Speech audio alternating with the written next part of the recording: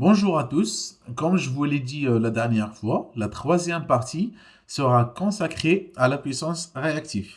Commençons par clarifier l'origine du terme réactif. Contrairement à ce qu'on pourrait penser, il ne s'agit pas de radioactivité ou de réacteur nucléaire. Pas du tout.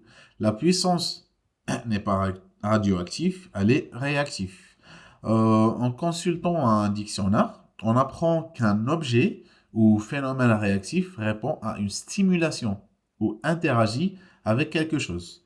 C'est cette capacité de réaction qui donne son nom à la puissance réactive, autrefois appelée puissance déwattée. Elle ne génère pas de travail utile et ne s'exprime pas en watts, mais en watts, volt-ampère réactif. Je rappelle que la puissance active produit une action, d'où son nom, associée à un transfert d'énergie entre une source et un récepteur électrique, d'accord? Et je rappelle au passage que l'électricité n'est au final qu'un moyen d'éloigner le producteur d'énergie de son consommateur. Et ça, c'est super pratique, car avant la découverte de l'électricité, on était obligé de produire l'énergie à l'endroit où on avait besoin. Et ce, quelle que soit l'énergie primaire, il va les produire, donc transformer l'énergie sur le lieu de l'action. En ce qui concerne la puissance réactive, elle ne génère aucun effet tangible. Ça veut dire qu'il n'y a aucun mouvement, pas de lumière, absolument rien. Pour bien comprendre le phénomène, commençons en courant continu. Pour la source, la tension et courant sont ici en convention générateur, d'accord? Et pour le récepteur, la tension et courant sont ici opposés, donc convention récepteur. Si je prends les tensions et les courants, tous positifs, on trouve bien un transfert d'énergie de la source vers le récepteur. Prenons un exemple au hasard avec 10 volts et 10 ampères. La source fournit donc 10 watts et le récepteur reçoit la source fournit 100 watts et le récepteur reçoit 100 watts. Faisons maintenant une petite analogie où la puissance serait de l'argent, un peu comme dans la vraie vie ou avec notre monde moderne où l'argent permet de faire beaucoup d'activités ou pas.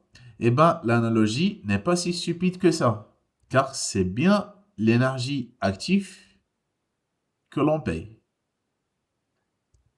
Alors, si j'applique donc cette analogie à l'exemple des 100 watts, ça va se traduire par une demande du consommateur de 100 euros par jour. D'accord? Et la source va fournir l'argent en permanence. Donc, il y a des transferts de fonds réguliers.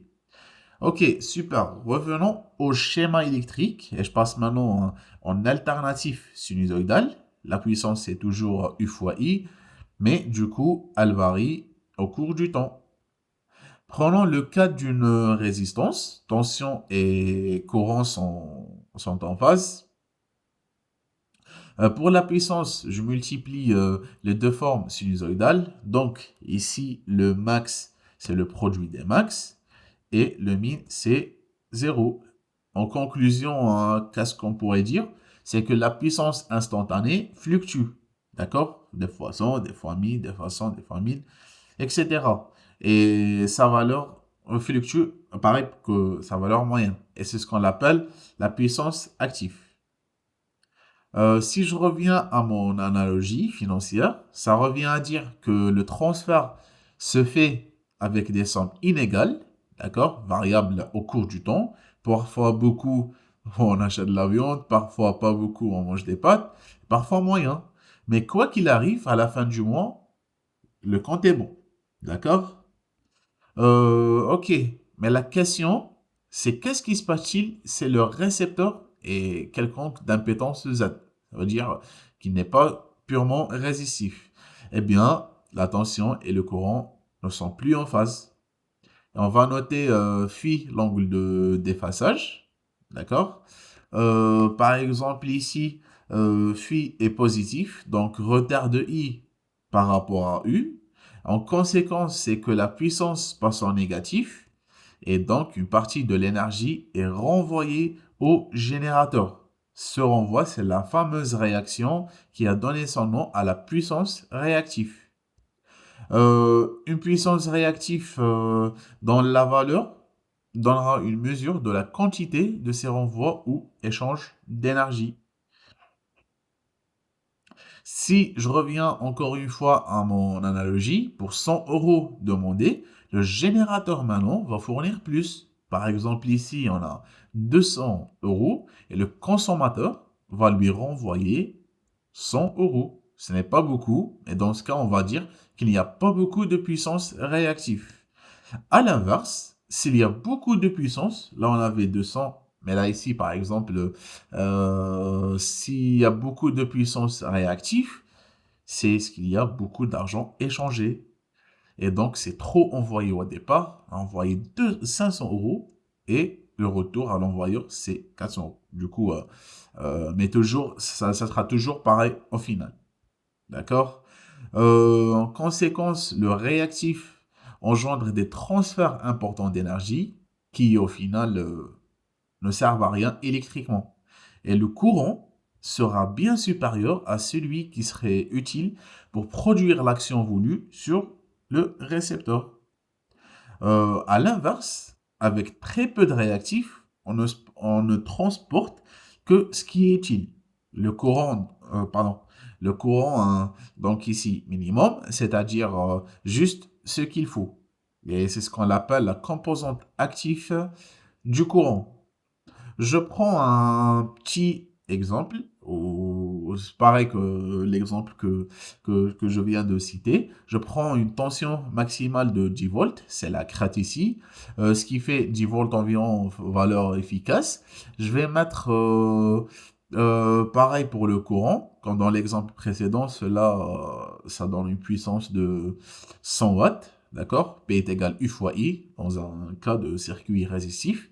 Eh ben, en premier, je vais considérer que j'ai un circuit purement résistif. D'accord? Donc, le déphasage est nul.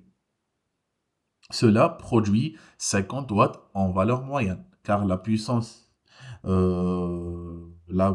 fluctue entre 0 et 100 watts, avec une valeur moyenne de 50 watts. D'accord? Si je décale maintenant légèrement, par exemple avec un angle de 10 degrés, en retard un circuit inductif, on observe que la puissance moyenne diminue à 49 et que la puissance réactive commence à apparaître. Comme on voit ici, on a 8,56 var.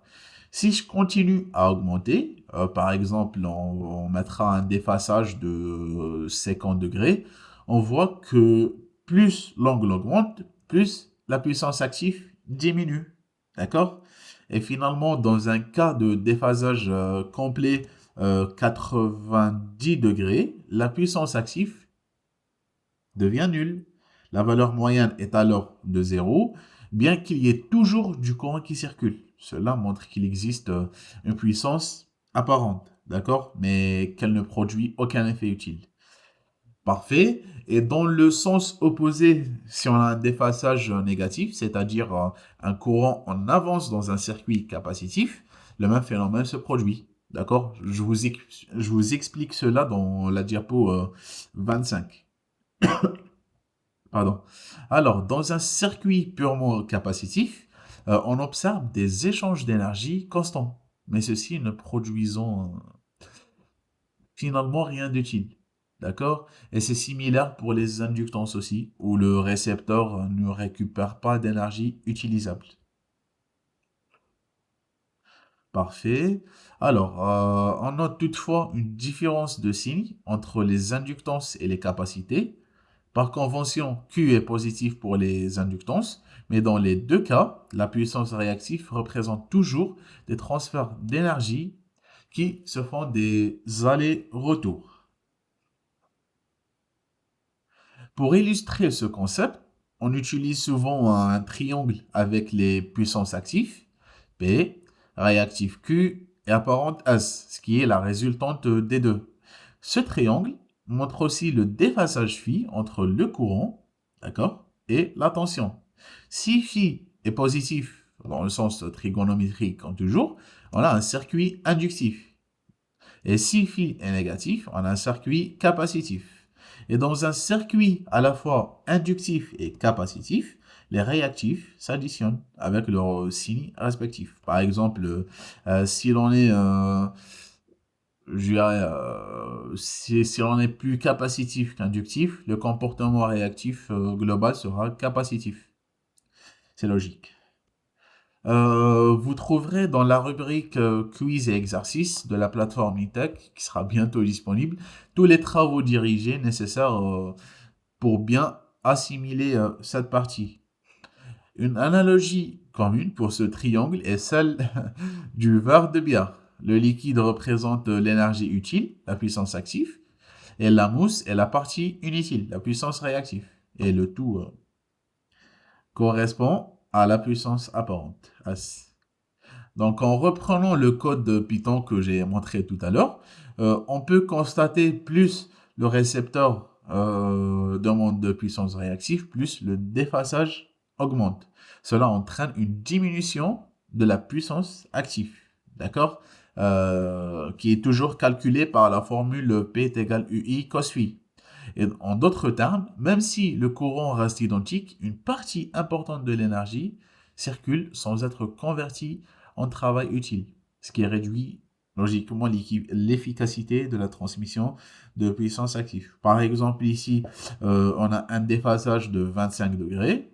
La puissance maximale est de 45 watts, tandis que le déphasage avec un 60 degrés, elle chute à 20 watts. Vous voyez? Autrement dit, pour une puissance fixe demandée par la charge, comme ici 50 watts, dans cet exemple, le courant nécessaire doit augmenter à mesure que la puissance réactive augmente. Par exemple, avec un déphasage de 0, ce qui correspond à 10 ampères. Cependant, lorsqu'on atteint le déphasage à 60, plus ou moins 60 degrés, le courant double. Cela montre bien que la part de puissance réactive dans le circuit a augmenté. On peut alors se demander, est-ce que la puissance réactive est une bonne chose ou pas? Eh ben, la réponse, des fois oui, des fois non. Ben, dans le cas des machines électriques, la question ne se pose même pas. Pourquoi? Parce que la puissance réactive est indispensable, car elle est nécessaire pour la magnétisation qui est essentielle à leur fonctionnement, celle qui fait tourner le rotor. Et vous allez sûrement me dire pourquoi la puissance réactive est directement liée au champ magnétique dans les systèmes électriques. Et ben, en particulier surtout dans les machines comme les moteurs et transformateurs. Bah, je vais vous répondre étape par étape dans le prochain diapo. Vous allez bien comprendre. Alors, premièrement, ce qu'il faut retenir comme information, c'est que les enroulements d'un moteur et d'un transformateur sont essentiellement des inductances. Lorsqu'un courant alternatif traverse une inductance, il ne se transforme pas entièrement en puissance active, parce qu'il y a un travail mécanique ou un chaleur qui vont dissiper. Et une partie de ce courant est utilisée pour générer et maintenir le champ magnétique. Et ce phénomène est dû au fait que dans un circuit inductif, le courant est déphasé par rapport à la tension. C'est lui qui va créer ainsi une composante réactive. D'accord? La deuxième des choses, c'est qu'on doit savoir c'est quoi le rôle du champ magnétique. Eh ben, dans un moteur à induction, le champ magnétique tournant est essentiel pour induire des courants dans le rotor, ce qui génère le couple nécessaire à sa rotation. Donc, la puissance réactive fournit l'énergie temporaire nécessaire pour établir et maintenir ce champ magnétique dans les enroulements du moteur. D'accord? Elle oscille entre la source d'alimentation et le moteur. Et ça va créer un flux magnétique stable. Ici, on va faire un petit exemple. Dans le cas où on a un fonctionnement sans puissance réactive, ce qui veut dire dans un circuit purement résistif où le déphasage est nul, il n'y aurait pas de composante inductive pour créer le champ magnétique. Et sans champ magnétique, le moteur à induction ne pourrait pas fonctionner, c'est logique, car il ne serait pas capable d'induire des courants dans le rotor. Et c'est pourquoi le déphasage existe. Mais attention, ce n'est pas le déphasage lui-même qui crée le champ magnétique, mais plutôt des propriétés inductives du système. Par exemple, dans une inductance, le courant est retardé par rapport à la tension, et celui-là qui va créer un déphasage phi. Et ce déphasage est une mesure de l'interaction entre la tension et le courant dans la création du champ magnétique. Et au final, on peut dire qu'un déphasage non nul indique que le courant réactif est présent, et sans ce courant, il n'y aurait pas de puissance réactive et donc aucun champ magnétique. Mais est-ce qu'il est possible de compenser la puissance réactive? Et là, on parle de l'amélioration du facteur de puissance, qui existe même à petite échelle. Je vous ai remis un PDF qui explique ce phénomène à la rubrique documents utiles. Bah, vous le trouvez, ouais. Vous le trouvez sûrement dans la rubrique documents utiles. Parfait. Alors, par contre, pour les câbles de transport d'énergie, c'est une chose très importante, c'est plus compliqué. Pour l'aérien, pas de problème, les câbles ne sont pas isolés. Par contre, pour les câbles isolés, c'est bien l'isolant qui se comporte en condensateur, évidemment. Et donc, ça donne un schéma comme ça, avec la capacité linéique du câble que l'on retrouve tout au long du parcours. Eh bien, le courant, il n'en reste plus beaucoup à la fin. Généralement, en 400 kV alternatifs, on ne peut pas aller plus de 20 km. Et c'est pour ça que l'on a construit et continue de construire des lignes à courant continu. Parce que, à votre avis, pourquoi? Eh bien, tout simplement parce que le courant continu, il ne peut pas traverser un condensateur. Donc, à la fin du parcours, on récupère tout. Mais il ne faut pas oublier de construire une petite station à la conversion AC/DC, de part et d'autre avec quelques petits transformateurs. Alors, allez, autre sujet lié à la puissance réactive et parfois mal interprété. Pour mieux Pardon. Ouais. Pour mieux comprendre, je pars de mon analogie avec les sous, dans lesquels j'ai oublié tout à l'heure de payer le transport. Alors, le transport, il existe même sans réactif. C'est ce qu'on appelle les pertes en ligne. Par exemple, ici, vous avez 20 euros pour le transport. Ça veut dire que la source doit fournir 120 euros au total pour que le récepteur retrouve ses 100 euros. Et bien sûr, avec du réactif, les échanges sont plus gros, donc on paiera plus cher le transport. Et au niveau électrique, les pertes lors du transport sont liées à la résistance du conducteur. Petite valeur, mais non négligeable au final. Et ces pertes augmentent avec la présence de réactifs, car ils engendrent une augmentation du courant. C'est un effet collatéral. Parfait, parfait, pardon. On a fini avec cette partie-là. Dans la quatrième partie du premier module, nous aborderons le facteur de puissance et les méthodes pour l'améliorer. Je vous encourage vraiment à travailler sur les exercices disponibles dans la section quiz et exercices pour progresser étape par étape. Merci pour votre compréhension et à bientôt.